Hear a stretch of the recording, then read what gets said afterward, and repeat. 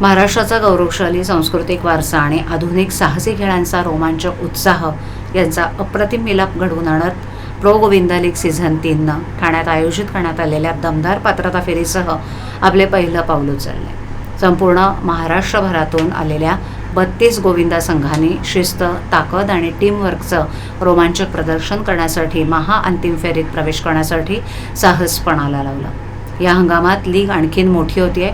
अधिकृत TV broadcast पार्टनरशी हातमिळवणी करून राष्ट्रीय स्तरावर आपली लोकप्रियता वाढवते.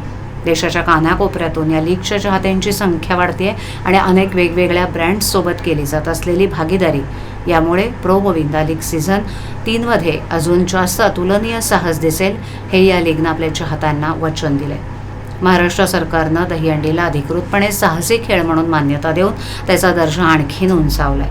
अतुलनीय धाडसाचं उत्तम प्रदर्शन आणि अटीतटीच्या स्पर्धेनंतर 16 संघ मुख्य स्पर्धेसाठी पात्र ठरलेत. 7 ते 9 ऑगस्ट 2025 या कालावधीत डोम SVP मुंबई इथे 3 दिवस रोमांच आणि साहसानं भरून गेलेले असतील.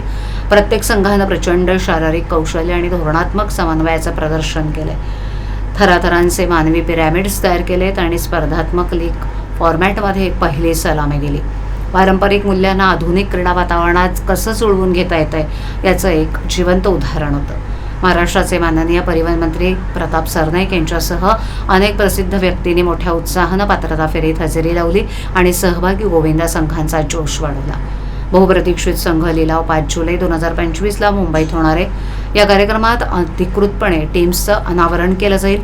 संघमालक गोविंदा पथकं खरेदी करतील. हा कार्यक्रम ऑगस्टमध्ये होणाऱ्या ॲक्शन पॅक्ड महाअंतिम फेरीचा पाया रचला.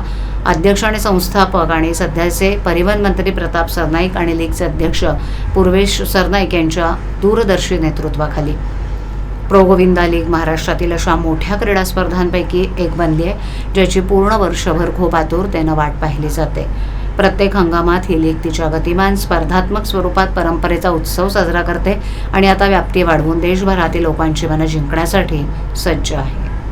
प्रकारे यंदाचं काय वैशिष्ट्य असणार? नाही, आपण पाहत असाल तर एका वडिलांची म्हणजे मुलगा ज्यावेळेस आपल्या वडिलांकडे कुठली इच्छा व्यक्त करतो तर वडील कर्तव्य म्हणून ती इच्छा पूर्ण करतात आणि तसेच वडील सुद्धा आपल्या मुलाकडनं काही स्वप्नची अपेक्षा करतात आणि ते स्वप्न पूर्ण करण्याची जबाबदारी त्या मुलाची असते. आणि मला असं वाटतं की माझ्या वडिलांनी पाहिलेलं जे स्वप्न होतं एक प्रोफेशनल पद्धतीनं ह्या गोविंदाचं दहीहंडीचं रूपांतर व्हावं यासाठी माझ्या समवेत महाराष्ट्र राज्य दहीहंडी गोविंदा असोसिएशनची आमची संपूर्ण जी टीम आहे आम्ही दोघांनी मिळून ते स्वप्न पूर्ण केलेलं आहे.